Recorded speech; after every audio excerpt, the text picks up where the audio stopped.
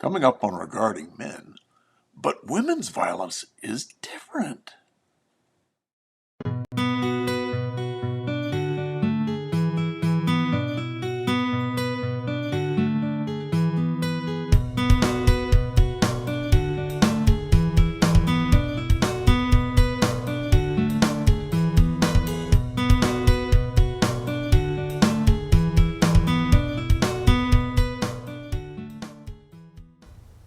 Well, welcome to another episode of Regarding Men with my two favorite men's advocates, Paul Elam and Janice Fiamengo, who always come up with viewpoints that are unique and fascinating.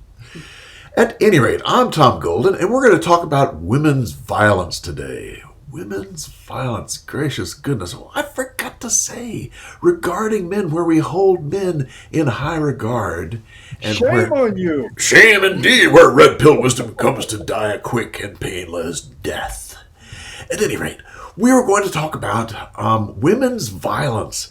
And, let's back up just a little bit. How did this happen that women's violence can be happen so easily, but men's violence doesn't? Oh, I forgot to turn it off. There we go. That's two mistakes already. And here we go. What's that? That's your quota for this year. Yeah, I know. I've completely run out. Anyway, why is it that women's violence gets overlooked? Let's look at one thing. Matricentrism is where it starts. Matricentrism is what William Collins talks about. This matricentrism where pregnant women and nursing mothers are absolutely a necessity to protect them and provide for them. There's no question about that. Any culture that's going to survive, you've got to protect and care for the nursing mothers and the pregnant women. Okay, that makes sense. But then somehow that got morphed into gynocentrism, where you protect all women. Now, wait a minute. How did they generalize all women just because of matricentrism? It's an interesting question, one we can think about. At any rate, you can see in this graphic here, the ladies first. Go to Google or Start Page or wherever and type in women first and see what you get. You get stuff like this. It gets filled up. And type in men first, and what do you get? You get a war scene. It's crazy. But anyway, this whole gynocentrism does something very important. It allows things that women do that are probably not so hot to be pushed down and ignored. Now, here's a quote from Ellen Pence. Ellen was the founder of the Duluth Domestic Abuse Intervention Project, and she wrote several books on domestic violence and was involved in the creation of the Wheel, the whole Duluth model kind of thing, education groups for men who batter, and domestic violence for law enforcement response. I mean, this is a woman who's teaching people how to deal with domestic violence. But listen to her quote. In many ways, we turned a blind eye to many women's use of violence, their drug use and alcoholism, and their often harsh and violent treatment of their own children. They turned a blind eye. This is the early stages of domestic violence work. They turned a blind eye to women's violence. How about that? And so it's not so unusual that in today's world, we still turn a blind eye to women's violence. Isn't that the truth? And so today we're going to talk about two stories. One is a story of what we've talked about before, William O'Keefe, the Australian fellow who was accused of domestic... What's that? I thought it was Andrew. Andrew O'Keefe. God, that's number 3. Oh, no! They're going to have to pay a fine for this one. Andrew O'Keefe, and that's one story we'll talk about. And the other one is the story we're going to talk about right now, which is, well, who wants to start and talk about this one? I've met my quota. Well, yes, it's a pretty weird story about this woman named Marie Wilkinson. And the first thing that needs to be said about this story is that you can't find that much about it online. It's basically just this one version. I looked it up and I found it reprinted in a few different publications, but the information is exactly the same. So we're talking here about a story about which we have limited real evidence. I'd love to know more about what went on during this woman's, whatever it was, hearing or trial. It's not clear exactly even. I don't even know what she was charged with. What we do know is that this is a woman who was very violent towards another woman. We'll get into what she did in a second, and avoided jail time for what, if she had been male, would surely have netted her some jail time. I mean, that is obvious. This doesn't take any great argument or insight to say. So, and what we can say also is that the title of this article completely misconstrues the actual story in exactly the ways we expect it would, given our gynocentric society and its inability to actually look honestly at the reality of female evil. And also, once we get into the story, which is mostly just reporting from this trial, we see that even the prosecutor, who I would have thought had as her main job to make the best possible case for why this woman deserves serious punishment for what nobody can argue wasn't a fairly serious violent attack on another woman, but even that prosecutor in a way makes light of what happened on this day. But anyway, let's look at the headline. There it is. Raging mother of 3, 38, avoids jail. So far, so accurate. After savagely attacking love rival who she found in bed with her ex during fit of jealousy in front of their 4-year-old son. Okay, well, that's a fairly sensational headline. I was certainly interested to read on, but the fact is, as one reads on, that it isn't quite right. She did not attack a love rival, which implies that, she came home and found her boyfriend in bed with another woman and went crazy as a result. That's not what happened. This was her ex-boyfriend. She was living separately from this ex. This wasn't a love rival, therefore. This is just a new woman who was involved with her ex. And she did not find the couple together in bed. She went to the house, knocked on the door. The boyfriend answered, and she barged in and attacked this woman. So what is presented as a crime of passion, which, we all may have different opinions about whether crimes of passion should be treated more leniently than other types of crimes. But this wasn't a crime of passion in that sense at all. And in fact, I would argue that this was a very calculated, premeditated assault, although that also is, you have to sort of read between the lines to get to that point. We keep being told in the story that this woman paid an impromptu visit to the ex-boyfriend with her little 4-year-old boy who wanted to see his dad. That word impromptu is used a number of times in the article, and I assume was accepted by everybody as a fact during her hearing. I would argue it doesn't seem that it was impromptu at all.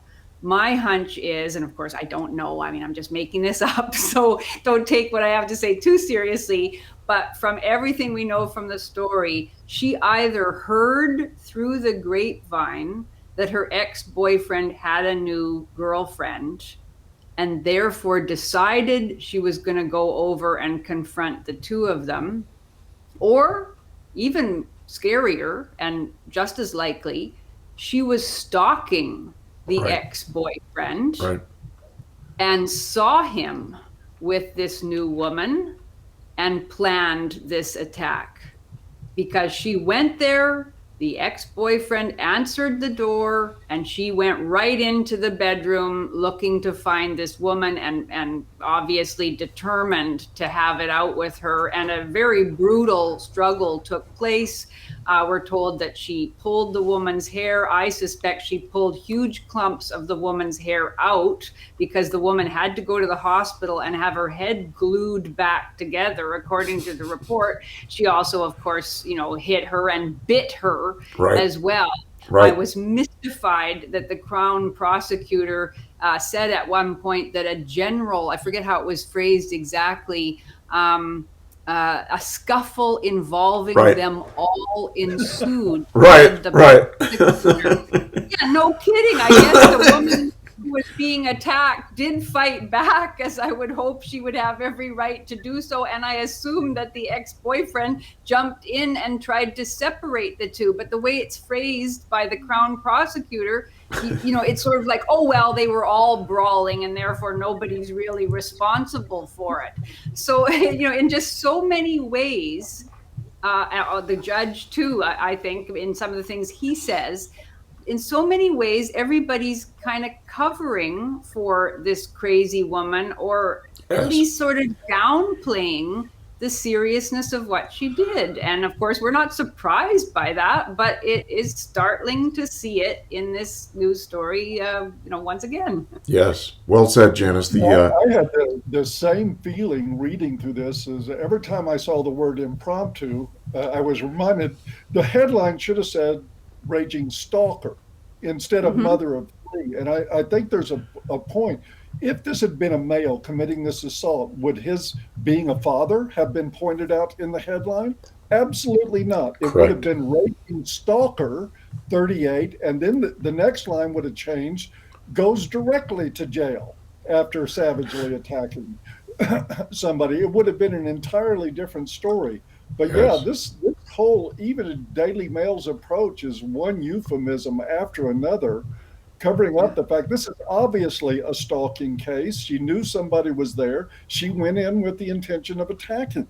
And by God, that's what she did. And she even had the prosecutor enabling her in this. It's absolutely mind-blowing. Yes. And it's a tip-off, raging mother of three. I mean, it's like, wait a minute. I mean, this is just such juxtaposition, of the two things. And they're softening it. She was raging, but she was a mother of three. Yeah. Oh, yes. Oh, yes. Gynocentrism. And by the way, this also needs to be said. When you bite somebody, you create this kind of bodily harm that they go to a hospital. Usually a male will get an aggravated charge with that, aggravated assault, aggravated battery, which adds to the severity of the crime. And yet, even though there was a hospital visit involved in this, and there was an unprovoked attack, a violent and vicious attack that happened, it was soft-pedaled all the way through, even with the charges. This woman could have been looking at real serious time for what she did, and instead, she avoids jail. Avoids jail. Should we have a look at her? Yes, we have. And I want to make a point about this. Guys, listen to me. All right, we're going to talk a lot about domestic violence today and the double standards. Skip all that for a moment. And I want every man watching this video to look at this fucking woman. You see her, you know her. She's ruined your life before. You can spot, when I worked in treatment centers and we would see women like this getting checked in, an immediate argument would ensue between the staff on who was going to take the borderline onto their caseload. Because this has got personality disorder written all over it. You see women like this dressed in the office like this. They come into work looking like this. You can always tell they have the eyebrows that stick out about the eyelashes that stick out about that far. It's a sign of personality disorder. You can look at this woman from 100 feet away and know you should have nothing to do with her. Yes. And I want to make that point before we go on. This isn't, I'm always saying there's no victims, there's only volunteers, and I mean it. When you look at this woman and you say, oh boy, I want to make myself vulnerable to her. I want to put, my freedom on the line, my money, my heart, everything else, and put that in her hands. Buddy, you're the biggest moron that ever walked the earth. I'm sorry, but I mean, we got to be real about this. You can see danger with this type of woman coming at you from a mile away. Yet the problem in our culture is that millions upon millions of men will look at this and go, oh man, that's great. I wish I had her. No, you don't. She'll end up barging into your home, beating up your next girlfriend in front of your child because she's a fucking lunatic. And you had every opportunity to know that from jump. Just want to say that needs to be said. Yeah, I hear you. Let's remove her. Yes, oh, that's better. That's better.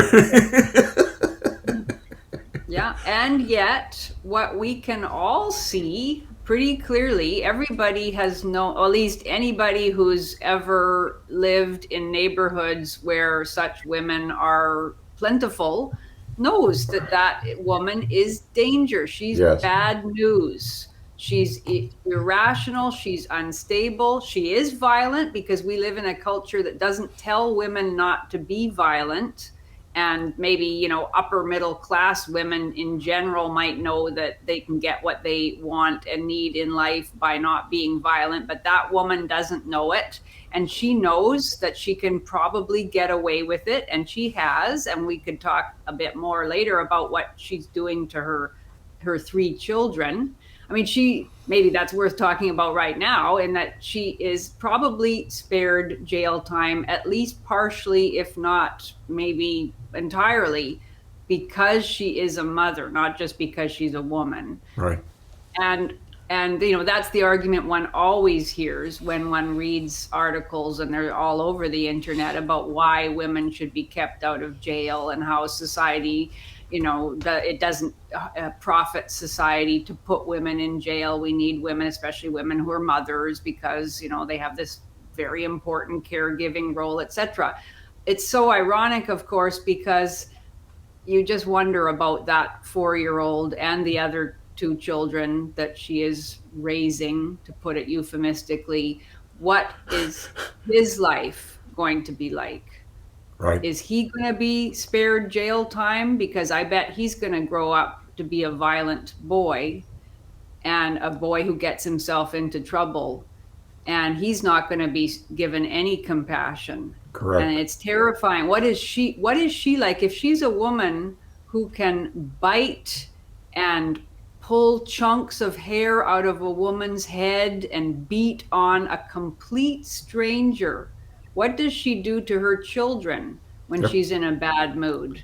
And when they irritate her? This is really scary stuff. It is. And it's worth noting that most child abuse is done by mothers, not by fathers. Yeah. And proof positive once again, and we sadly see in so many cases, that our society values enabling women more than it does even protecting them. The victim of this crime was female. And we see this now with the trans debate about women in athletics and girls being run out of sports. We're more interested in enabling women, whatever they want to do, whether it's immoral, violent behavior, whatever it is. We care more about enabling them than we do protecting their victims. And it doesn't matter if their victims are children. Doesn't matter if it's other women, makes no difference at all. We have a very crazy society these days that is heavily invested in making sure more attacks like this happen. Why? It's absolutely crazy, but that's what's happening. That's it. I mean, it's like it's gone past gynocentrism. And you can, as you said, Tom, you can understand the societal drive to protect mothers, nursing mothers, pregnant women, and you can understand generally the drive to protect, women of childbearing age, etc. And then that extends to, all women.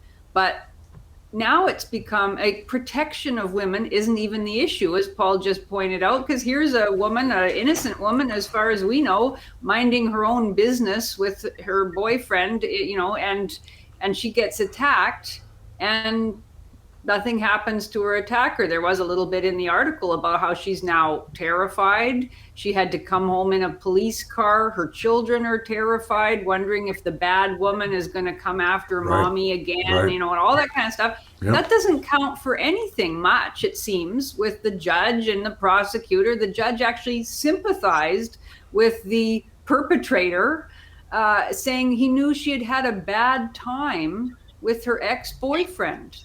What did that have to do with anything? But it's like, and so the very fact that the judge would go out of his way to say that, to show his empathy towards this crazy, violent woman, and he didn't have that much empathy for the pain suffered by her victim or the terror of her children or anything else. So this isn't even about protecting women now. As you said, Paul, it's a weird kind of, it's just now into enabling and just denying that women are ever responsible for anything bad. And if that means that children suffer and other innocent women suffer, that's fine. That seems to be a price our society is willing to pay. Yes. And if there ever was any form of societal level misogyny, to me, that's it. Is that when you can't confer agency upon a group of people, they're never adults. They're never responsible for what they do. They can never be held to grown-up expectations or the same expectations as the rest of society, and they're enabled in bad behavior. Man, I would only treat somebody that way if I hated them. Honestly. Or if you thought they were really subpar and not even quite human. Or if they were less than 6 years old. I can see that argument. I would also say it may also be a kind of idolatry or treating women as divine beings who, like in the case of the ancient Greek gods and goddesses, they could get up to all sorts of really bad behavior, but because they were gods or goddesses, somehow they were allowed to do it. I think there's an element of that as well. I remember Steve Brule and I having a chat about this, where he said he thinks it's an inability on the part of men, and then that extends to society as a whole, to stop seeing women as their mothers. And the idea of the child's relationship to the mother is the child sees the mother as not quite human, as a divine being, and incapable, therefore, of true malevolence, all-powerful and pure. And Steve feels that what is happening in our society is that we can't stop seeing women as our mothers in that child to mother sense. So we can't recognize them as fully human and therefore capable of evil. And yeah, I mean, I don't know what it is exactly, but it is. And that's from men who never become men. They stay boys. Yeah. And if you're a boy, you're going to hold your mother in a reverent sort of way rather than treat her as an adult. Yeah. So I think that says a lot about the evolution of men in our culture. Yeah. You know? Tom, if you're saying that most blue pill men never grew up and they're still children, I totally agree with you. That's about right. That's it. I think that's true. That's about right. Yeah.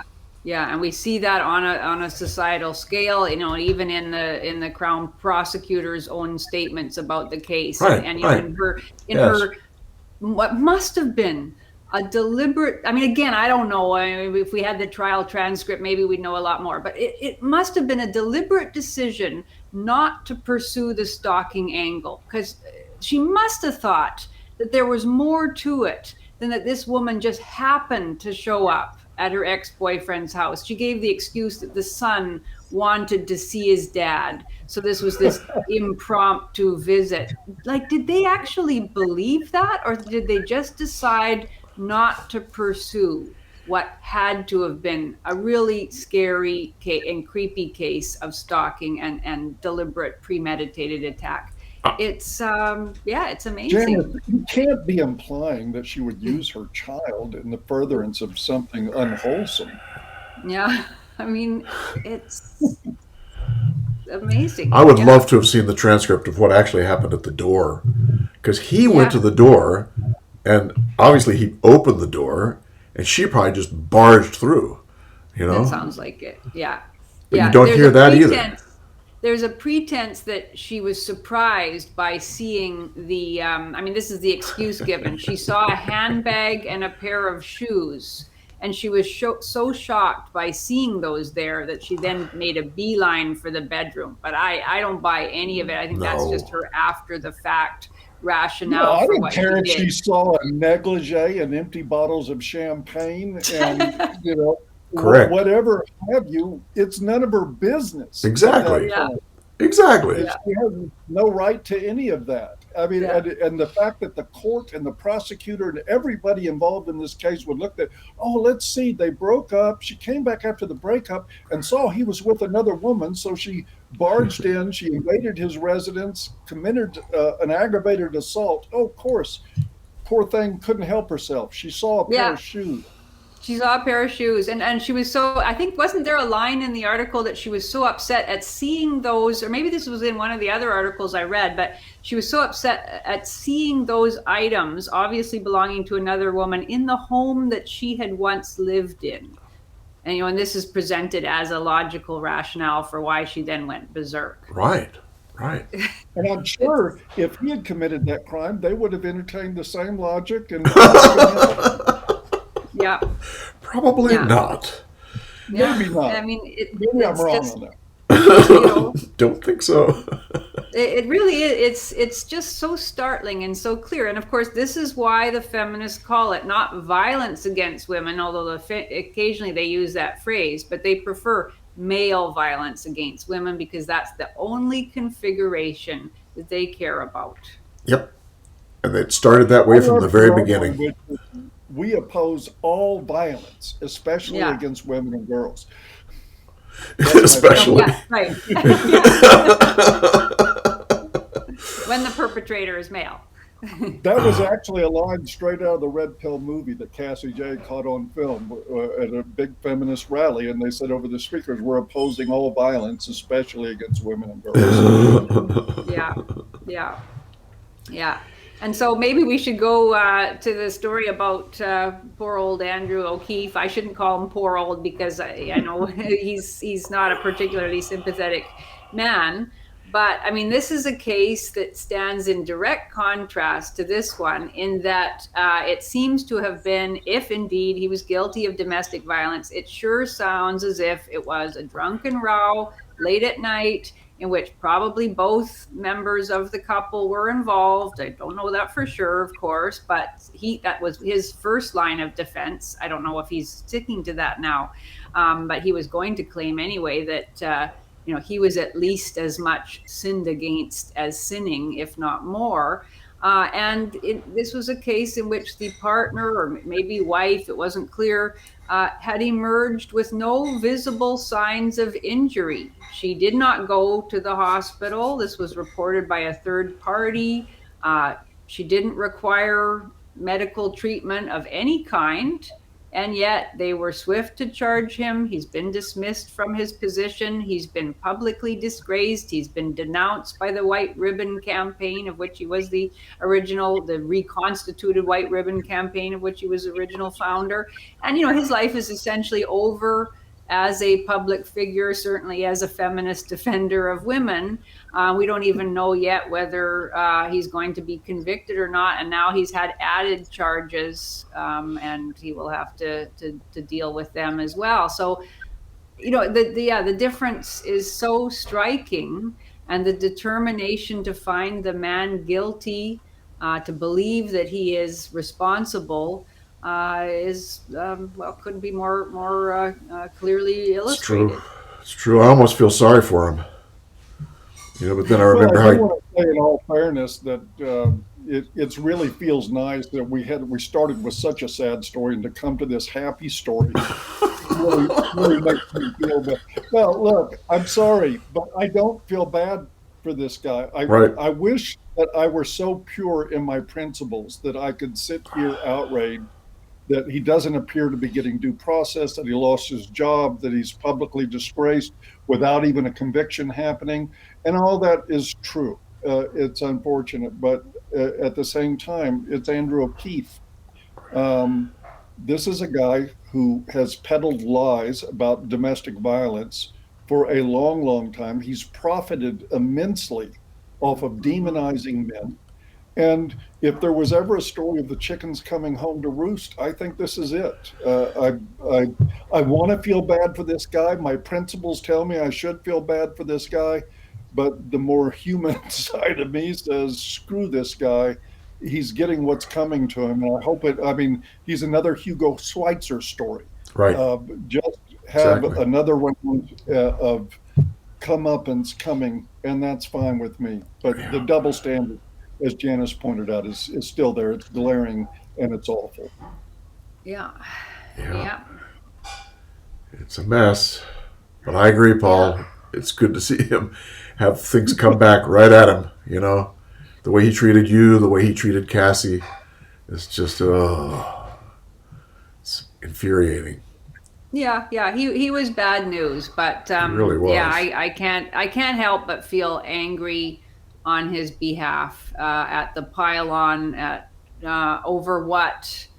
Of course, I don't know all the details either, but what from all that we can see from the outside anyway seemed to be a very run-of-the-mill domestic dispute, which in my opinion, and I know you share it because we talked about it before, Right. shouldn't really be a criminal matter Right. at all. Right. This should be dealt with through counseling or whatever. Nobody was harmed in this.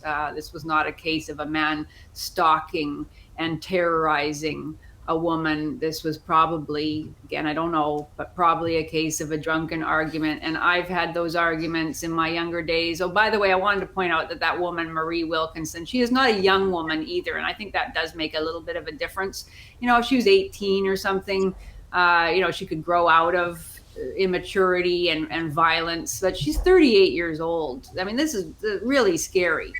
The 38-year-old woman, a mother Doctor. of three, as they kept saying, MD. is doing this. No. I wasn't talking about.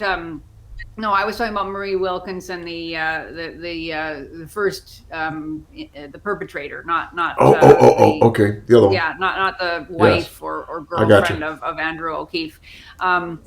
Yeah, I mean, so why was I saying that? I can't remember now. But I think you just wanted to I know I point was. out, Janice, that she was 38 and she's hit the wall. That she's probably Well, frustrated over that. He yeah. got a younger girlfriend after they broke up. That- This woman's hit the that- wall, so she would, of course, took it out on the girlfriund who is younger than her. Yeah, that could well be. Because she I think could. what I was going to say was that when I was younger, I got into drunken arguments like this, and shoving and pushing and shouldering past people and punching of walls and all that kind of thing.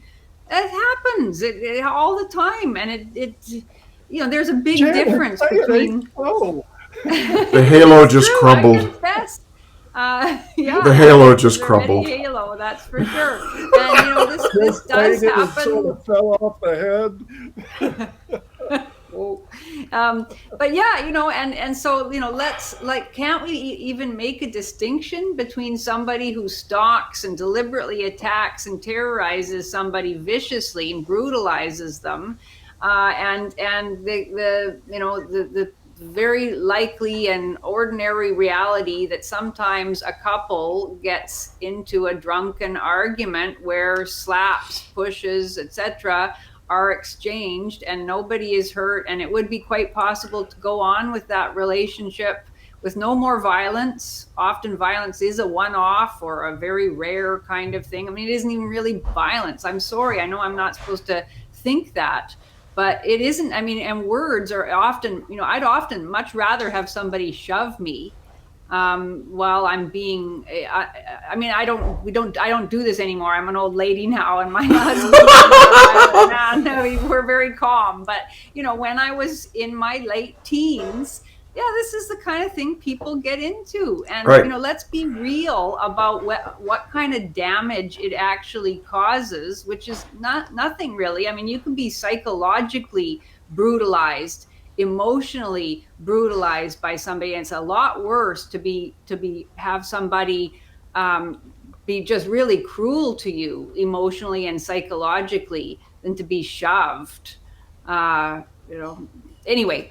So it seems to me, it looks likely that that's what Andrew Keefe got up to, and for that he's now going to be permanently disgraced. His life and career are essentially over. I don't see how he can ever make a comeback. Yet this other woman can terrorize a complete stranger in what I'm sure was a planned attack, and get sympathy from the judge and even from the prosecutor herself. Yep.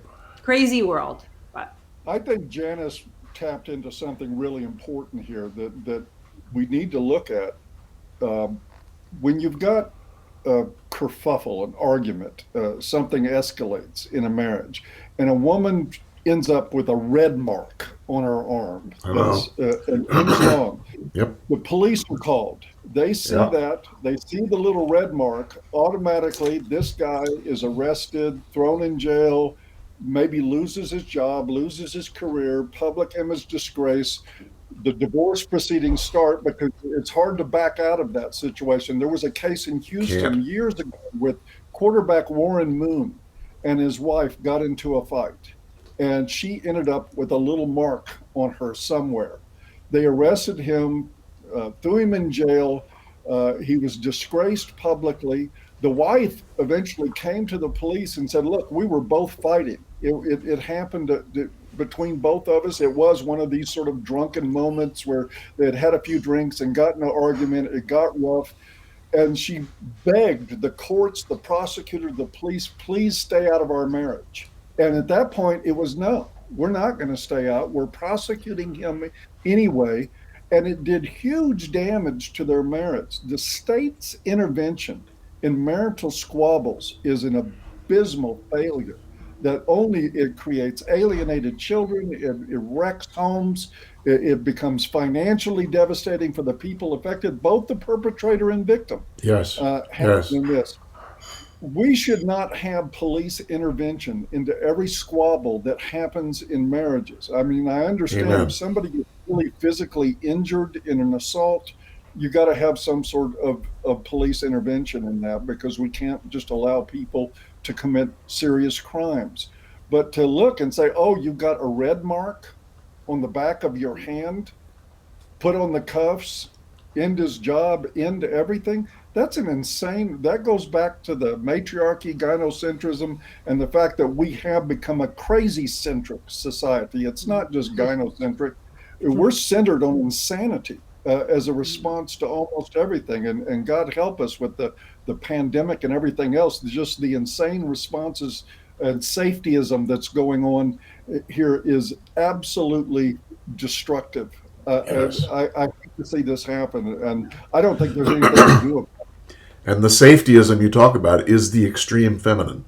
I mean, that's the extreme female. Mm-hmm. It is. And that's what we're looking at. We got to protect that. We got to take care of that safetyism. You know, distance, masks, this, that. Safetyism. It's crazy.